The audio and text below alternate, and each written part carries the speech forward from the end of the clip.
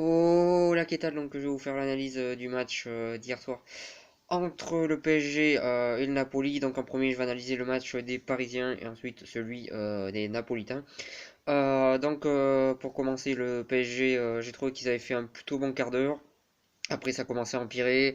On voyait que les Napolitains avaient pris le jeu à leur compte et ils ont commencé énormément à reculer et à prendre ce but en fin de première période qui était assez attendu parce que finalement, ça faisait quand même 20 bonnes minutes facilement enfin 15 ou 20 bonnes minutes que les Napolitains avaient le ballon, qui faisaient le jeu, qu'ils étaient meilleurs dans tous les compartiments du jeu, donc but bien mérité de leur part. Voilà, le PSG, un bon premier quart d'heure. Après, ça commençait à empirer. On les a vus se faire dominer dans tous les secteurs du jeu jusqu'à la mi-temps. Ils ont fait une bonne entame de deuxième mi-temps jusqu'à marquer ce but. Et puis après, on a vu un Paris Saint-Germain de nouveau inquiétant. Moi, je trouve moi, je trouve que le PSG, dans ces grands matchs, manque encore une fois d'intensité. Ils n'ont pas mis le rythme pour jouer un match de Ligue des Champions. Ils étaient pas dans le match, ils n'étaient pas dans l'intensité qu'il fallait pour jouer ce match de Ligue des Champions. Je trouve aussi que ça manque d'un vrai collectif. On sent que chaque joueur joue un petit peu de son côté et qu'il n'y a pas vraiment de collectif. Je trouve que ça manque d'un vrai collectif. Ce qu'il y avait du côté de Naples, ce qu'il n'y a pas du côté du PSG, je trouve que ça manque de collectivité dans cette équipe et que globalement, encore une fois, ils ont manqué d'intensité dans les grands matchs, qui est assez spécial parce que si on regarde Mbappé à la Coupe du Monde, il a réussi tous ses grands matchs et là il a raté son match. Donc on sent qu'il y a un problème au PSG, je sais pas lequel. Par exemple, je pense que Cavani, on l'a vu aussi à la Coupe du Monde, les grands matchs il a réussi, là il l'a loupé. Donc je pense que il y a bel et bien un problème du côté du PSG, je sais pas lequel, j'ai du mal à comprendre parce que sur le papier il y a une bonne équipe, mais finalement ça manque à chaque fois d'intensité sur le terrain. Voilà, même Areola qui fait quelques bourdes alors qu'on sait que des fois il peut réussir les matchs, qui fait des bons matchs des fois. Ensuite Marquinhos qui est un petit peu responsable sur les deux buts, même si sur le premier il y a aussi Kipembe, alors que on sait qu'il a quand même des bonnes capacités de défenseur. Voilà, beaucoup Di Maria par son but, on voit pas grand chose de lui.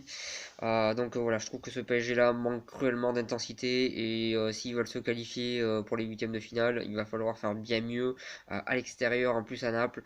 Voilà, sur ça en tout cas, moi je trouve que ça manque cruellement d'intensité. J'ai même pas grand chose d'autre à dire parce que je trouve que voilà, ils mettent pas le bon rythme pour jouer en Ligue des Champions et je trouve que ça manque aussi de collectif.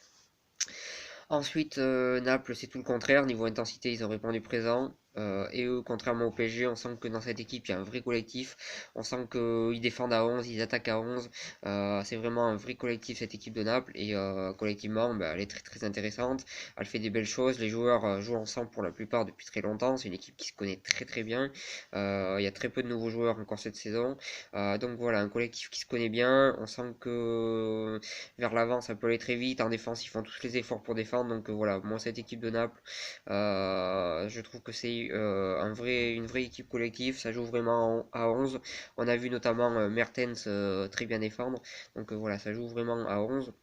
En attaque, ils ont Insigne qui a fait une très très bonne première mi-temps et qui a globalement mis en danger le PSG avec une grande facilité. Voilà, il a fait un très très bon match.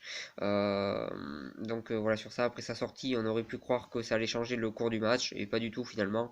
Parce que pour moi, Naples, il n'y a pas vraiment de joueurs au-dessus, il n'y a pas de joueurs où l'équipe est vraiment dépendante. Non, c'est vraiment un vrai collectif.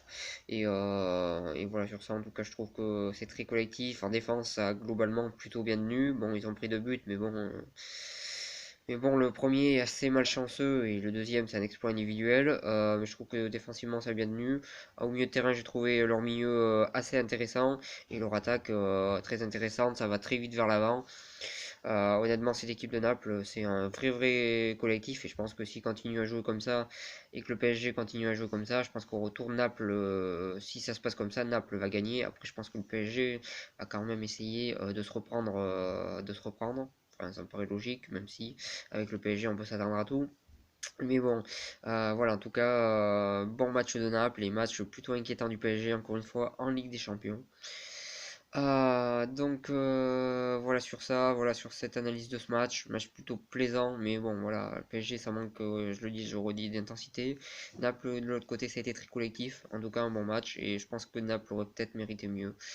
Mais bon voilà, c'est peut-être une bonne nouvelle pour le PSG qu'il y a eu que match nul, même si un match nul à domicile, ça reste quand même une contre-performance. Voilà sur ça, en tout cas, le PSG troisième de sa poule, le Napoli deuxième et Liverpool premier. Voilà pour cette analyse. Je vous remercie de m'avoir suivi et je vous souhaite une bonne continuation.